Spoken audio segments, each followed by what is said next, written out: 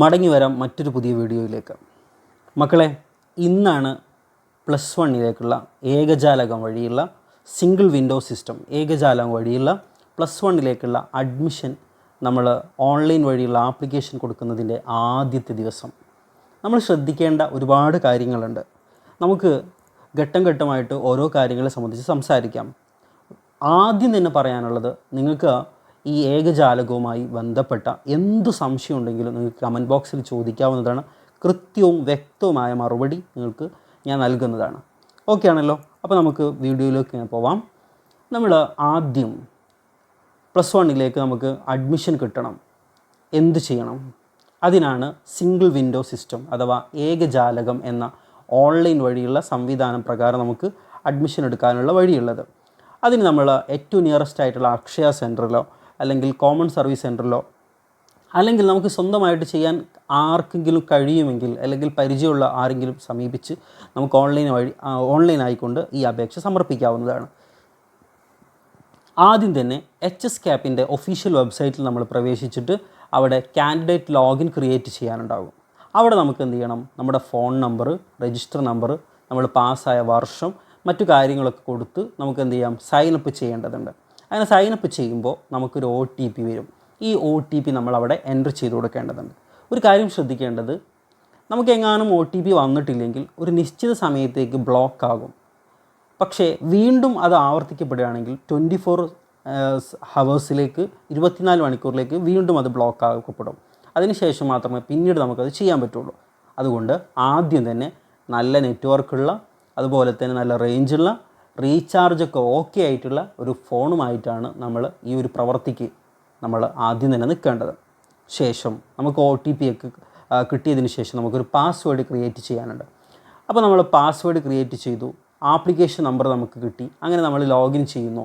Login ചെയ്ത് കഴിഞ്ഞാൽ automatically നമ്മുടെ ഡീറ്റെയിൽസൊക്കെ അവിടെ വരും. പേഴ്സണൽ ഡീറ്റെയിൽസ്, നമ്മുടെ പേര് വിവരങ്ങൾ, അതുപോലെ തന്നെ നമ്മുടെ എല്ലാ കാര്യങ്ങളും അവിടെ വരും. ആ സമയത്ത് നമ്മൾ 10ാം ക്ലാസ് എവിടെയാണോ പഠിച്ചത് ആ ഭാഗത്ത് ആ സ്കൂൾ നമുക്ക് എന്ത് ചെയ്യണം? അവിടെ ഫസ്റ്റ് തന്നെ നമ്മളോട് സെലക്ട് ചെയ്യാൻ പറയും. ഇനി നമ്മൾ മറ്റൊരു കാര്യം ശ്രദ്ധിക്കേണ്ടത്, ആരെങ്കിലും CBSEയിലാണ് പഠിച്ചത് എങ്കിൽ നമുക്കവിടെ 1 2 3 4 എന്നുള്ള 1 2 3 4 5 അങ്ങനെയുള്ള ഒരു കോഡ് ഉണ്ടാകും. അതേഴ്സ് സ്കൂൾ എന്നുള്ള രൂപത്തിലുള്ള ആ കോഡ് സെലക്ട് ചെയ്ത് നമുക്ക് എന്ത് ചെയ്യാം? മറ്റുള്ള സ്കൂൾ എന്ന തരത്തിൽ ആ ഒരു ഓപ്ഷൻ സെലക്ട് ചെയ്യാവുന്നതാണ്. ശേഷം നമ്മുടെ പേര്, നമ്മുടെ മാതാപിതാക്കളുടെ പേര്, നമ്മുടെ കമ്മ്യൂണിറ്റി, നമ്മുടെ കാസ്റ്റ് അഥവാ മതം, അതുപോലെ തന്നെ നമ്മുടെ ജാതി, ഇതൊക്കെ അതിൽ കംപ്ലീറ്റ് പറയുന്നുണ്ട്. ആ കാര്യങ്ങളൊക്കെ നമ്മൾ ചെയ്യാം.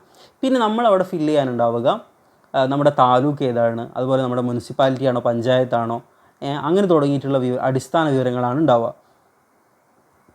ആ കാര്യങ്ങൾ നമ്മൾ കൃത്യമായിട്ട് ചെയ്യേണ്ടതുണ്ട്. കാരണം ഒരേ താലൂക്കിൽപ്പെട്ട കുട്ടി, ഒരേ പഞ്ചായത്തിൽപ്പെട്ട കുട്ടി, ഒരേ മുനിസിപ്പാലിറ്റിപ്പെട്ട കുട്ടി, അങ്ങനെയൊക്കെയുള്ള ആളുകൾക്ക് ഓരോ ഗ്രേസ് മാർക്കുകളുണ്ട്. അപ്പം ആ കാര്യങ്ങൾ നമ്മൾ കൃത്യതയോടെ ശ്രദ്ധയോടെ നമ്മൾ എന്ത് ചെയ്യണം? ഫില്ല് ചെയ്യണം. ശേഷം തൊട്ടപ്പുറത്ത് നമുക്ക് എന്ത് ചെയ്യാൻ പറ്റും? നമുക്ക് അതർ കരിക്കുലർ ആക്ടിവിറ്റീസിലൂടെ നമുക്ക് കിട്ടിയ മാർക്കുകൾ നമ്മളോട് ചോദിക്കുന്നുണ്ട്. ഉദാഹരണം പറഞ്ഞാൽ SPC സ്റ്റുഡൻസ് പോലീസ് കാഡറ്റിൽ നമ്മളുണ്ടായിട്ടുണ്ടായിരുന്നോ, ലിറ്റിൽ കൈറ്റ്സിൽ നമ്മളുണ്ടായിട്ടുണ്ടായിരുന്നോ, അതുപോലെ തന്നെ റെഡ് ക്രോസിൽ നമ്മളുണ്ടായിട്ടുണ്ടോ, ഇനി അതല്ല മറ്റെന്തെങ്കിലും ആർട്സിലോ സ്പോർട്സിലോ നമുക്ക് എന്തെങ്കിലും പ്രത്യേകമായിട്ടുള്ള അച്ചീവ്മെൻ്റ് ഉണ്ടായിട്ടുണ്ടോ എന്നൊക്കെ നമ്മളോട് ചോദിക്കുന്നുണ്ട്. പിന്നെ അതുപോലെ തന്നെ തൊട്ട് താഴെ നമ്മൾ ഏതെങ്കിലും ക്ലബ്ബുകളിൽ, സ്കൂളിലെ വ്യത്യസ്തമായ ക്ലബ്ബുകളുണ്ടല്ലോ, ആ ക്ലബ്ബുകളിൽ നമ്മൾ പ്രവർത്തിച്ചിട്ടുണ്ടോന്നുണ്ടാവും. അതിൽ IT ക്ലബ്ബ് ഉണ്ടാവും, മാത്സ് ക്ലബ്ബ് ഉണ്ടാവും, എൻവിയോൺമെൻറ്റൽ ക്ലബ്ബ് ഉണ്ടാവും, സയൻസ് ക്ലബ്ബ് ഉണ്ടാവും, സോഷ്യൽ സയൻസ് ക്ലബ്ബ് ഉണ്ടാവും. അങ്ങനെ വ്യത്യസ്തമായിട്ടുള്ള ക്ലബ്ബുകളുണ്ടാകും. അപ്പോൾ ഇതിലൊക്കെ നമ്മൾ പ്രവർത്തിച്ചിട്ടുണ്ടോ എന്നൊക്കെയുള്ള ചോദ്യമാണ്. ഇനി ഇപ്പോൾ നിലവിലുള്ള ഒരു അവസ്ഥ വെച്ച് പരിശോധിക്കുമ്പോൾ എല്ലാ സ്കൂളിൽ നിന്നും ഓരോ കുട്ടികൾക്ക് സർട്ടിഫിക്കറ്റ് പ്രൊവൈഡ് ചെയ്യുന്നുണ്ട്. 3 ക്ലബ്ബുകളിൽ പ്രവർത്തിച്ചു എന്ന തരത്തിലുള്ള സർട്ടിഫിക്കറ്റ് പ്രൊവൈഡ് ചെയ്യുന്നുണ്ട്. അപ്പോൾ ആവശ്യമെങ്കിൽ നമ്മൾ ആദ്യം ആ സർട്ടിഫിക്കറ്റ് സ്കൂളിൽ നിന്ന് നമ്മൾ വാങ്ങാവുന്നതാണ്. ശേഷം നമ്മുടെ എല്ലാ ഡീറ്റെയിൽസും കഴിഞ്ഞാൽ നമ്മൾ നേരെ പോകുന്നത് നമ്മുടെ മാർക്കിൻ്റെ ഭാഗത്തേക്കാണ്. ആ മാർക്ക് നമ്മുടെ കയ്യിൽ നമുക്ക് കിട്ടിയിട്ടുള്ള മാർക്കും അതുപോലെ തന്നെ ഇവിടെ കാണിക്കപ്പെടുന്ന മാർക്കും ഒന്നാണോ എന്ന് ജസ്റ്റ് ഒന്ന് പരിശോധിക്കേണ്ടതുണ്ട്. 99.9% കൃത്യവും വ്യക്തവുമായിട്ടുള്ള മാർക്കായിരിക്കും അവിടെ വന്നിട്ടുണ്ടാവുക. അത് പരിശോധിച്ചതിന് ശേഷം പിന്നീട് നമുക്ക് പഠിക്കാൻ ആഗ്രഹിക്കുന്ന സ്കൂളുകളും ആ സ്കൂളുകളിലുള്ള സബ്ജക്റ്റുകളും തിരഞ്ഞെടുക്കാനാണ് നമ്മൾ പോകുന്നത്. ആദ്യം തന്നെ നമ്മൾ ശ്രദ്ധിക്കേണ്ടത്, നമുക്ക് ചില ആളുകൾക്ക് രണ്ട് തരത്തിലാണ് സ്വാഭാവികമായിട്ട് കാണാറുള്ളത്. ചില ആളുകൾക്ക് ആദ്യമേ എനിക്ക് ഇന്നാലിന്ന സബ്ജക്റ്റ് പഠിക്കണം എന്ന് തീരുമാനിക്കും. അങ്ങനത്തെ കുട്ടികൾ ആദ്യം സബ്ജക്റ്റിനാണ് പ്രിഫറൻസ് കൊടുക്കുക. അപ്പോൾ അതുകൊണ്ട് ഈ സബ്ജക്റ്റ് എവിടെയാണുള്ളത് ആ സ്കൂളുകൾ ക്രമത്തിൽ നമ്മൾ എന്ത് ചെയ്യും, കൊടുക്കാൻ ശ്രമിക്കും. ചില കുട്ടികൾക്ക് തൊട്ടടുത്തുള്ള നിയറസ്റ്റ് ആയിട്ടുള്ള സ്കൂളുകളിൽ ഏത് സബ്ജക്റ്റ് കിട്ടിയാലും പ്രശ്നമില്ല എന്നുള്ള രൂപത്തിലേക്ക് സ്ഥലത്തിന് പ്രിഫറൻസ് കൊടുക്കും, ഒരു പ്രാധാന്യം കൊടുക്കും. അപ്പോൾ അത്തരത്തിലുള്ള കുട്ടികൾ അവർ എൻ്റെ നാട് ഇതാണെങ്കിൽ ആ നാട് ഇത്, അടുത്ത ഓപ്ഷൻ വേണ്ടത് തൊട്ടടുത്തുള്ള നാട്, അതിന് തൊട്ടടുത്ത്, അങ്ങനെ നമ്മളെന്ത് ചെയ്യും, ദൂരം കുറച്ച് വരുന്ന ഒരു സിസ്റ്റത്തിലേക്ക് എത്തും. ശ്രദ്ധിക്കേണ്ടത് നമ്മളാണ് പഠിക്കുന്നത്. അതുകൊണ്ട് തന്നെ നമുക്ക് ഇഷ്ടമുള്ള സബ്ജക്റ്റിനെ സംബന്ധിച്ച് നമുക്ക് എന്താണോ പഠിക്കേണ്ടത് അത് നമ്മളാണ് തീരുമാനിക്കേണ്ടത്. മറ്റൊരാളുടെയും അഭിപ്രായം കേട്ടുകൊണ്ട് നമ്മളൊരു സബ്ജക്റ്റ് സെലക്ട് ചെയ്യുമ്പോൾ സ്വാഭാവികമായും അത് നമ്മുടെ അഭിരുചിക്ക് അനുസരിച്ചുള്ളതല്ലാതായി വരുമ്പോൾ നമുക്കത് ഒരു ഓവർ എഫേർട്ടായിട്ട് അല്ലെങ്കിൽ പ്രയാസമായിട്ട് നമുക്ക് മാറാൻ സാധ്യതയുണ്ട്. എസ്പെഷ്യലി നമ്മളിങ്ങനെ ചിന്തിച്ചാൽ മതി, 10ാം ക്ലാസ് കഴിഞ്ഞ കുട്ടികൾ അതും ഫുൾ A+ വാങ്ങിയിട്ടുണ്ടെങ്കിൽ സമൂഹവും കുടുംബവും കൂട്ടവും എല്ലാവരും അയാൾ ബയോളജി സയൻസ് എടുക്കണം എന്നൊരു നിർബന്ധ ബുദ്ധിയിലേക്ക് പോകും. ചില ആളുകൾക്ക് അതൊരു ബലികേറാമലയാണ്. അപ്പോൾ അതുകൊണ്ട് ഏത് സബ്ജക്റ്റാണോ നമ്മൾ എടുക്കുന്നത് അത് നമ്മൾ എന്ത് ചെയ്യണം, നമ്മളാണ് തീരുമാനിക്കേണ്ടത്. എനിക്കൊരു ഗോൾ, എനിക്കൊരു കൃത്യമായ ലക്ഷ്യബോധമുണ്ട്. അപ്പോൾ അതുകൊണ്ട് അതിലേക്ക് പോവാൻ ഞാൻ എന്ത് ചെയ്യണമെന്ന് നമ്മൾ ആദ്യമേ നമ്മുടെ സീനിയേഴ്സിനോട് അല്ലെങ്കിൽ നമ്മുടെ വീട്ടിലുള്ള ആളുകളോട് അല്ലെങ്കിൽ കരിയർ ഗൈഡൻസ് ഗുരുക്കന്മാരോട് ആരോടെങ്കിലും നമ്മൾ ചോദിച്ച് നമ്മൾ മനസ്സിലാക്കണം. അപ്പോൾ അതുകൊണ്ട് അതിനനുസരിച്ചുള്ള സബ്ജക്റ്റ് ആയിരിക്കണം നമ്മൾ സെലക്ട് ചെയ്യേണ്ടത്. കാരണം ഇത് നമ്മുടെ ജീവിതമാണ്.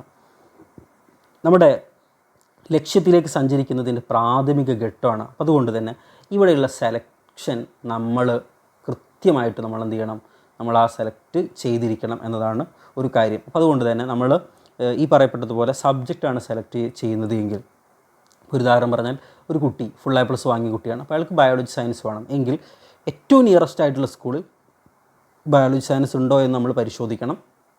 അങ്ങനെ അവിടെ ബയോളജി സയൻസ് കൊടുക്കുന്നു. പിന്നെ തൊട്ടടുത്തുള്ള സ്കൂൾ അവിടെ ബയോളജി സയൻസിന് കഴിഞ്ഞ കാലങ്ങളിൽ നല്ല റിസൾട്ട് ഉണ്ടായിട്ടുണ്ടോ എന്നും കൂടി നമ്മൾ അന്വേഷിക്കേണ്ടതുണ്ട്.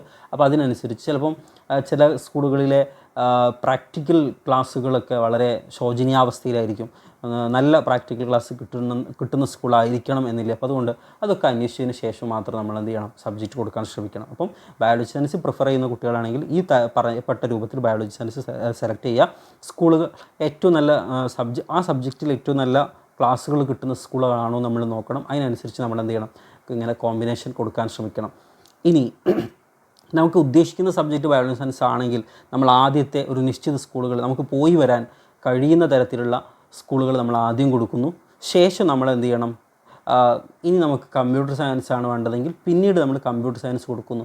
അതിനുശേഷം ഇത് രണ്ടും കിട്ടിയിട്ടില്ലെങ്കിൽ എനിക്ക് ഹ്യൂമാനിറ്റീസ് ആണ് വേണ്ടത് അല്ലെങ്കിൽ കൊമേഴ്സ് ആണ് വേണ്ടത് നമ്മൾ തീരുമാനിക്കുന്നു.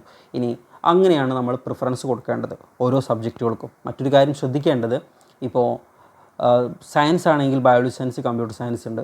ഇനി ഹ്യൂമാനിറ്റീസ് ആണെങ്കിൽ വ്യത്യസ്ത തരത്തിലുള്ള ഹ്യൂമാനിറ്റീസ് ഉണ്ട്. ജോഗ്രഫി വരുന്ന ഹ്യൂമാനിറ്റീസ് ഉണ്ട്, ഗാന്ധിയൻ സ്റ്റഡീസ് വരുന്ന ഹ്യൂമാനിറ്റീസ് ഉണ്ട്, ഹിസ്റ്ററി സോഷ്യോളജി വരുന്ന ഹ്യൂമാനിറ്റീസ് ഉണ്ട്. അപ്പം അങ്ങനെ വ്യത്യസ്തമായ ഹ്യൂമാനിറ്റീസ് കോഡുകളുണ്ട്. അതൊക്കെ നമ്മൾ മനസ്സിലാക്കി വെക്കേണ്ടതുണ്ട്.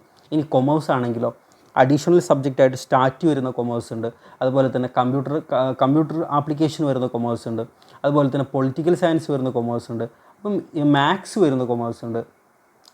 6 സബ്ജക്റ്റിൽ 1 മാത്സ് ആയിട്ട് വരുന്നത്. അങ്ങനെയാണ് ഞാൻ പറഞ്ഞു വെച്ചത്. അപ്പം അതിന് ഓരോന്നിനും വ്യത്യസ്തമായ കോഡുകളാണ്. ബയോളജി സയൻസിന് കോഡ് വരുന്നത് 1 അങ്ങനെ കമ്പ്യൂട്ടർ സയൻസിന് 5. ആ കാര്യങ്ങളൊക്കെ നമ്മൾ എന്ത് ചെയ്യണം, കൃത്യമായിട്ട് ശ്രദ്ധിക്കണം. ഇനി സോഷ്യോളജി വരുന്ന കൊമേഴ്സ് ഹ്യൂമാനിറ്റീസ് ആണെങ്കിൽ അതിൻ്റെ കോഡ് വരുന്നത് 11. ഗാന്ധിയൻ സ്റ്റഡീസിന് 10 കോഡ് വരുന്നത്. കമ്പ്യൂട്ടർ സയൻസിന് 39. പൊളിറ്റിക്കൽ സയൻസ് വരുന്നതിന് 38. അത് പിന്നെ സ്റ്റാറ്റി വരുന്ന കൊമേഴ്സ് ആണെങ്കിൽ 37. മാത്സ് വരുന്നതാണെങ്കിൽ 36. ഇങ്ങനെ കോഡുകളും കാര്യങ്ങളൊക്കെ നമ്മൾ ശ്രദ്ധിക്കേണ്ടതുണ്ട്. അതിനനുസരിച്ചായിരിക്കണം നമ്മൾ ഓരോ സബ്ജക്റ്റും സെലക്ട് ചെയ്യേണ്ടത്. ഞാൻ പറയപ്പെട്ടത് കൊമേഴ്സ് ആണെങ്കിൽ തന്നെ കൊമേഴ്സ് 4 കാറ്റഗറി ഉണ്ട്. ഹ്യൂമാനിറ്റീസ് ആണെങ്കിൽ അതിനും വ്യത്യസ്തമായ കാറ്റഗറി ഉണ്ട്. സയൻസ് ആണെങ്കിൽ അതിനും വ്യത്യസ്തമായ കാറ്റഗറി ഉണ്ട്. അപ്പം ഏത് സബ്ജക്റ്റാണ് നമ്മൾ പഠിക്കേണ്ടത് എന്നത് നമ്മൾ എന്ത് ചെയ്യണം, കൃത്യമായിട്ട് നമ്മൾ നോക്കി കാണേണ്ടതുണ്ട്. ഇതൊക്കെ കഴിഞ്ഞതിന് ഈ സബ്ജക്റ്റ് കൊടുത്തതിന് ശേഷം തൊട്ട് താഴെ നമുക്ക് എന്തെങ്കിലും പ്രത്യേകമായിട്ടുള്ള അച്ചീവ്മെൻറ്റ് നമ്മൾ അവിടെ അടയാളപ്പെടുത്തിയിട്ടുണ്ടെങ്കിൽ, അഥവാ നേരത്തെ പറയപ്പെട്ടല്ലോ റെഡ് ക്രോസ്, ലിറ്റിൽ കൈറ്റ്സ് അല്ലെങ്കിൽ SPC ഇങ്ങനെയുള്ള എന്തെങ്കിലും പ്രത്യേകമായിട്ടുള്ള അച്ചീവ്മെൻറ്റുകളെ സംബന്ധിച്ച് നമുക്ക് സർട്ടിഫിക്കറ്റ് കിട്ടിയിട്ടുണ്ടെങ്കിൽ ആ സർട്ടിഫിക്കറ്റിൻ്റെ ഡാറ്റ എൻ്റർ ചെയ്യാനുള്ളതാണ് തൊട്ടടുത്തുള്ള ഓപ്ഷൻസ്. അപ്പോൾ ആ ഡാറ്റകൾ, ഉദാഹരണത്തിന് ആ സർട്ടിഫിക്കറ്റ് നമുക്ക് ഏത് നമ്പർ പ്രകാരമാണ് കിട്ടിയത്, സർട്ടിഫിക്കറ്റ് നമ്പർ എത്രയാണ്, ആ സർട്ടിഫിക്കറ്റ് ആരാണ് ഇഷ്യൂ ചെയ്തത്, നമുക്ക് തന്നത് അല്ലെങ്കിൽ ആ സർട്ടിഫിക്കറ്റ് അലൗഡ് ചെയ്തത് അനുവദിച്ചത് ആരാണ്, അതുപോലെ തന്നെ അതിൽ സൈൻ ചെയ്തത് ആരാണ് എന്ന് തുടങ്ങിയിട്ട്, സൈൻ മീൻസ് അത് ഇഷ്യൂ ചെയ്തത് ആരാണ് എന്ന് തുടങ്ങിയിട്ടുള്ള കാര്യങ്ങൾ, അതിൽ ഡേറ്റ് എന്നാണ്, അതൊക്കെ ചോദിക്കുന്നുണ്ട്. അതൊക്കെ കൃത്യമായിട്ട് നമ്മൾ എന്ത് ചെയ്യണം, അവിടെ എൻ്റർ ചെയ്ത് കൊടുക്കണം. ശേഷം നമുക്ക് പ്രിവ്യൂ ആണ്, അഥവാ നമ്മൾ ഈ നൽകപ്പെട്ട ആപ്ലിക്കേഷൻ നമുക്ക് തന്നെ കാണാനുള്ള ഓപ്ഷൻസാണ്. എന്തെങ്കിലും കറക്ഷൻ ഉണ്ടെങ്കിൽ ഫൈനൽ സബ്മിറ്റ് ചെയ്യുന്നതിന് മുമ്പ് തന്നെ നമുക്ക് എന്ത് ചെയ്യാം, അതൊക്കെ കൃത്യമായിട്ട് നമുക്ക് പരിശോധിക്കാനുള്ള സമയമാണ്. അപ്പം അതൊക്കെ നമ്മൾ കൃത്യമായിട്ട് വായിച്ച് നമ്മൾ മനസ്സിലാക്കിയതിന് ശേഷം മാത്രമേ നമ്മൾ ഫൈനൽ സബ്മിറ്റ് ചെയ്യാൻ പാടുള്ളൂ. ഇനി ഒരു കാര്യം കൂടി ശ്രദ്ധിക്കേണ്ടത്, ഫൈനൽ സബ്മിറ്റ് ചെയ്തതിന് ശേഷം നമ്മൾ എന്ത് ചെയ്യണം, ആ ഫൈനൽ സബ്മിറ്റ് ചെയ്തതിൻ്റെ പ്രിൻ്റ് ഔട്ട് നമ്മൾ വാങ്ങി സൂക്ഷിക്കേണ്ടതാണ്. ഇനി ഈ പറയപ്പെട്ടതുപോലെ തന്നെ നാളെ 14-ാം തീയതി ഈ ഏകജാലകം വഴിയുള്ള അഡ്മിഷൻ ആരംഭിക്കുന്നു എന്ന് പറയുമ്പോൾ നമ്മൾ നാളെ തന്നെ പോയി നിന്ന് കഴിഞ്ഞാൽ സ്വാഭാവികമായിട്ടും നല്ല തിരക്കുണ്ടാകും. മാത്രമല്ല സൈറ്റ് ഹാങ്, ബിസി ഒക്കെ ഉണ്ടാകും, നല്ല സ്ലോ ഉണ്ടാകും. അപ്പോൾ അതുകൊണ്ട് ഒരു 2-3-4 ദിവസം കഴിഞ്ഞിട്ടൊക്കെ പോയി ചെയ്യുന്നതായിരിക്കും ഉത്തമം. പിന്നെ ആദ്യം ചെയ്തു എന്ന് കരുതിയിട്ട് നമുക്ക് ആദ്യം തന്നെ സീറ്റ് കിട്ടണം എന്നൊന്നുമില്ല. ഇത് വരി നിൽക്കുന്ന പോലെ ഒന്നുമല്ലല്ലോ. നമ്മുടെ മാർക്ക് അതുപോലെ തന്നെ അതർ കരിക്കുലർ ആക്ടിവിറ്റീസിൽ കൂടെ കിട്ടുന്ന ബോണസ് മാർക്കുകൾ, പിന്നെ അഡീഷണൽ ആയിട്ടുള്ള അച്ചീവ്മെൻറ്റിന് കിട്ടുന്ന ബോണസ് മാർക്കുകൾ, ഇതൊക്കെ കൂട്ടിയിട്ടാണ് നമുക്ക് എന്ത് കിട്ടുക, അലോട്ട്മെൻറ്റ് കിട്ടുക. അപ്പോൾ അതുകൊണ്ട് ആദ്യം പോയി വരി നിന്നതുകൊണ്ട് ആദ്യം കിട്ടണം എന്ന നിർബന്ധം ആർക്കും വേണ്ട. അപ്പം ഈ കാര്യങ്ങളൊക്കെ നമ്മൾ എന്ത് ചെയ്യണം, കൃത്യമായിട്ട് ശ്രദ്ധിക്കണം. പിന്നീട് സബ്മിറ്റ് ചെയ്തതിന് ശേഷം നമുക്ക് ട്രയൽ അലോട്ട്മെൻറ്റ് വരും. അപ്പോൾ ട്രയൽ അലോട്ട്മെൻറ്റ് നമ്മൾ പരിശോധിക്കുക. അപ്പോൾ ആ സമയത്ത് നമുക്ക് എവിടെയൊക്കെ കിട്ടാൻ സാധ്യതയുണ്ട്, എന്തൊക്കെയാണ് നമ്മുടെ നിലവിലെ സ്റ്റാറ്റസ് എന്നൊക്കെ നമുക്ക് കൃത്യമായിട്ട് പരിശോധിക്കാൻ കഴിയും. ട്രയൽ അലോട്ട്മെൻറ്റിൽ ആർക്കെങ്കിലും അഡ്മിഷൻ കിട്ടിയിട്ടുണ്ടെങ്കിൽ അതുകൊണ്ട് നമുക്ക് പ്രത്യേകമായിട്ടുള്ള നേട്ടമൊന്നുമില്ല. മാത്രമല്ല നമ്മുടെ സ്റ്റാറ്റസ് എന്താണെന്ന് നമുക്ക് കൃത്യമായിട്ട് നമുക്കതുകൊണ്ട് മനസ്സിലാക്കാൻ പറ്റും. അഡ്മിഷൻ എടുക്കുക നമ്മുടെ ഫസ്റ്റ് അലോട്ട്മെൻറ്റ് വന്നതിന് ശേഷമാണ്. അപ്പം ആ കാര്യം നമ്മൾ എന്ത് ചെയ്യണം, കൃത്യമായിട്ട് ശ്രദ്ധിക്കണം. ഒന്നുകൂടെ പറയട്ടെ, നിങ്ങൾക്ക് ഈ ഒരു ഏകജാലകം വഴിയുള്ള അഡ്മിഷനുമായി ബന്ധപ്പെട്ട് എന്ത് സംശയം ഉണ്ടെങ്കിലും നിങ്ങൾക്ക് കമൻറ്റ് ബോക്സിൽ ചോദിക്കാവുന്നതാണ്. കൃത്യവും വ്യക്തമായ മറുപടി നിങ്ങൾക്ക് പറഞ്ഞു തരും. അപ്പോൾ അതുകൊണ്ട് നിങ്ങൾ കമൻറ്റ് ബോക്സിൽ ചോദിക്കാം. അതുപോലെ തന്നെ നിങ്ങളുടെ കൂട്ടുകാർക്ക് HSCAPുമായി ബന്ധപ്പെട്ട് ഏകജാലകം വഴി ഓൺലൈൻ ഫയൽ സബ്മിറ്റ് ചെയ്യുന്നതുമായി ബന്ധപ്പെട്ട് എന്തെങ്കിലും സംശയങ്ങളോ കാര്യങ്ങളോ ഉണ്ടെങ്കിൽ അവർക്കും നിങ്ങൾ എന്ത് ചെയ്യണം, ഈ വീഡിയോ അയച്ചു കൊടുക്കണം. നമുക്ക് മറ്റൊരു പുതിയ വീഡിയോയിൽ കണ്ടുമുട്ടാമെന്ന പ്രതീക്ഷയിൽ ഗുഡ് ബൈ.